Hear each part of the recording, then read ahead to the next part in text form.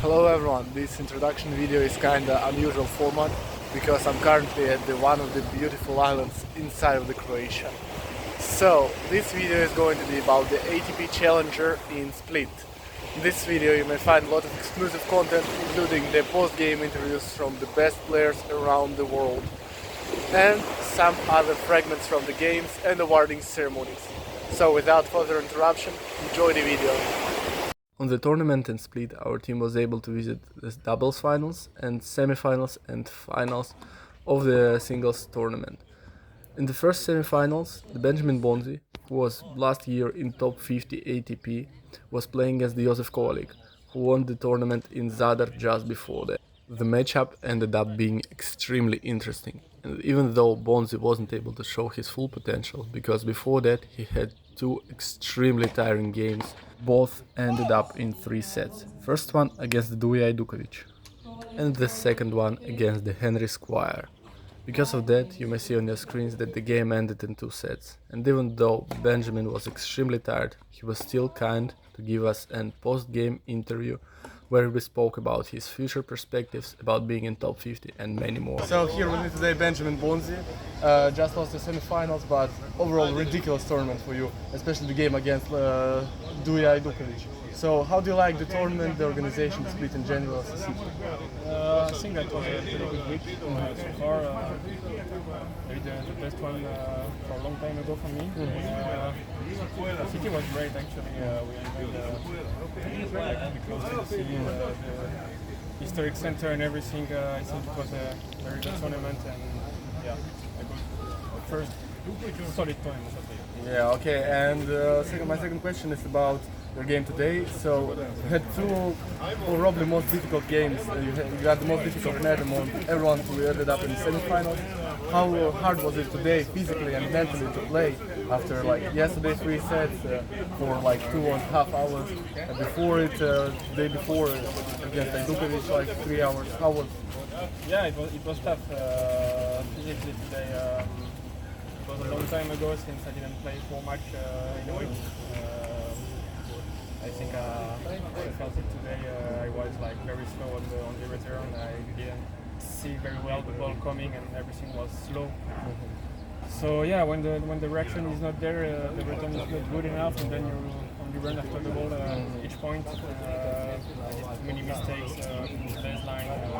Every time I was moving, and yeah, he was playing good. He was aggressive, and he did what I expected him to do, but. My game was too low. Okay, and one more question about Ajdukovic. It's probably the best game of the tournament so far. Super emotional, the crowds were supporting your opponent and you still managed to win, and it was just ridiculous. The balls you saved there were just something you can't imagine. How was it to play against the hometown favorite, and what was your feelings? Were you able to catch up this mental rhythm? Yeah, it's always tough to play the guy for the country to play. He is pretty good. It's a bit crazy on court. You cannot every time know what he's doing. You cannot expect anything.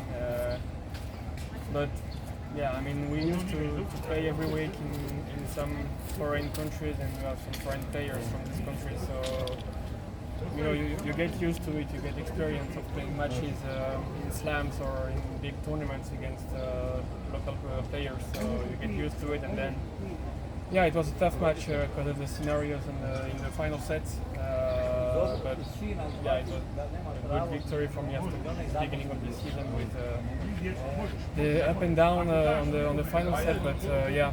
You have to be focused and try not to hear the crowd. Okay, and one last question. You were in the middle of the top 100, so are you planning to return to this position or improve it maybe in the near future, and which tournaments we can see you?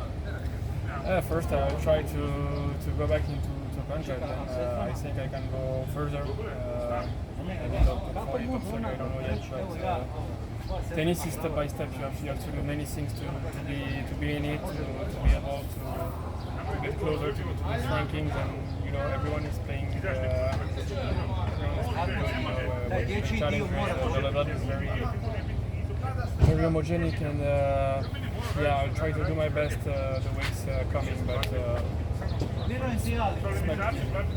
got the injury last year when I was 22.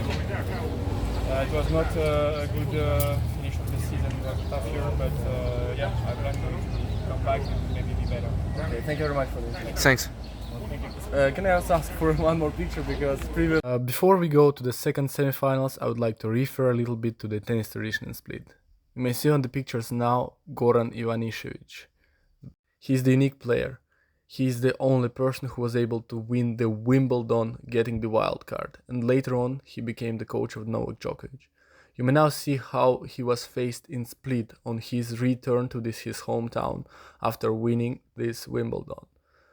So the Split is well known for its tennis traditions, for its traditions of supporting the tennis players from here, and next match is going to be between the local player Matej Dodik, the champion of Junior Wimbledon, against the Zsombor Pires, the extremely talented Hungarian player.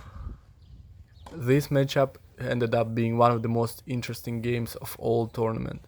The forehand of Matej Dodik was really alright, but Zsombor Pires was getting everything. Zsombor wasn't afraid to play the really fast physical tennis against the young fellow, who is known for this style. And because of experience, he got a slight advantage even in this type of game. Because of that, he won this matchup and ended up being the finalist. Even though he lost today, I would say that Matej has a really bright future, because the type of tennis he was showing at the age of 18 was just ridiculous. After this we went to the doubles finals, where Jonathan Acerik and Bart Stevens were playing against the Philip Bergevi and Mick Wildhair. After the blow-up 6-0 first set from Bergevi and Wildhair, it seemed like a one game for them, but Acerik and Stevens were able to catch up this rhythm and get the second set. And in the third set, on a tie break, they were able to get the championship. What a comeback, what a game, and in my opinion, the best game of this tournament. After the extremely emotional awarding ceremony, the champions, Jonathan Acerik and Bart Stevens, were able to give us an interview where we spoke about the tournament and about their performance this day. Okay, let's go. Good afternoon, ladies and gentlemen. With me, the champions of Split Open in doubles. So, absolutely ridiculous performance today. Enormous comeback, like probably the best comeback of the tournament so far. And if nothing happens tomorrow in the single finals, how were you able to fix the situation after 6-0 first set? How was it like? It was just like focusing on every point and just trying our best every time, and if we ended up losing 6-0, 6-2, it would have been well played for them. But at that point when it's 6-0 and you lose every important point and stuff, you know that you are not so far, but you are just trying like, okay, we go from here, we try to hold ourselves and then we try to break, and then we start playing better and better, and we managed to break, and then we set break point. But I think today, like we knew that the match were going to be played only on the mental thing, mental part, and it turned our way. Okay, thank you. And a question for you: how do you like the Split and the organization, like the city in general? I mean, I haven't been in the city yet. I will go tonight, but so far it's been great. I mean, next to the sea, it's beautiful here. The weather is nice. We're staying at a great hotel. It's very nice to be here. Yes. And Jonathan, one last question for you. You're a really experienced player. You've been in top 100 in doubles and top 200 in singles. So, how do you like the Split? Where you've been to many cities, obviously, and where in this in the list of cities you visited, Split is located? Like. I mean, Split is really nice. Like the tournament is great, and the people were here like cheering for everyone. And no, honestly, it was a great tournament. We enjoyed a lot, and of course, when you win, you enjoy it more. But honestly, even if we would have been down yesterday or whatever, like the tournament is great. The court are great, and it's perfect. Okay, thank you very much. Congratulations once again. Thank you, Guys, Good luck in your future career. Next day, our team visited the finals of the singles tournament, where Zsombor Pires, one of the local last player in the tournament, was playing against the Josef Kovalik. The game ended up extremely interesting. First set was taken comfortably by the Kovalik, second one by Pires, And in the third set, unfortunately, there was not so much intrigue because the Josef Kovalik was simply prepared better physically. He dominated Pires on the physical level and was playing just better because of his stamina and physicality. But even though there was no intrigue in the third set, it was extremely interesting matchup and definitely the place to visit. No one who was in the crowd this day regretted about being there. And after extremely emotional as well awarding ceremony, Jomber Pires, even though he didn't win, was able to give us an interview and had really pleasant feelings about the split. Good afternoon, ladies and gentlemen. Here with me today is Jomber Pires. He took second place in split and as well participated in Challenger in Zadar. So Jomber, how do you like the split, the organization, the tournament in general, the atmosphere around the tournament? How was it? I mean, it's bigger than anything that I come back for the third year. So I come back because it's an amazing atmosphere, near to the sea, great professional referees, and everything is just 100% very nice. And I enjoyed every minute of playing the tournament. Tough that I have to stand with the silver medal, but I will, if I will not be top 50, I will come back next year and try to catch the gold like last year. Yeah, about today's game, you looked absolutely ridiculous, especially at the middle part of the second set, where there was 3-0, then you came back, took the second set, Yeah. and in the third set you looked better. But what stopped you? Like, it seemed like you just simply got tired or something. What happened?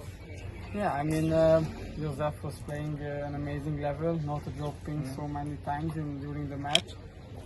I feel I played a very good level as well. I think it was a physical battle mostly because we played, I think, similar level, and he was just stronger. So I need to improve my strengths and my shot. Yeah. Okay, and like one question about the Josef. It's his second victory over you in Croatia. So maybe say that Josef Kovalik is your kryptonite, or is just like coincidence? I think it's just coincidence. I beat him also 2 times before, 2 sets. So now it's equal to all. So hopefully we can play very good matches like this in the future. Great. And one more question about the game. On the semifinals, you played a really fast and physical game against Dodik. Today it was more slow, more technical. Which style is harder for you, and in which game you feel better? I mean, if you get shots hard like Josef, you cannot be as aggressive as against players like with not as heavy shots as him. So if I get an easy shot, of course I attack, but Josef didn't give me so many, so that's why I played a little bit slower today. Okay, and one last question. So now you're 114th in the ATP challenge, in the ATP rating. So where do you see yourself in the future? Are you planning to get top 100, maybe top 50? And which tournaments we can see you in the next few months, maybe weeks? Yeah, I mean, definitely the main goal is to be top 50.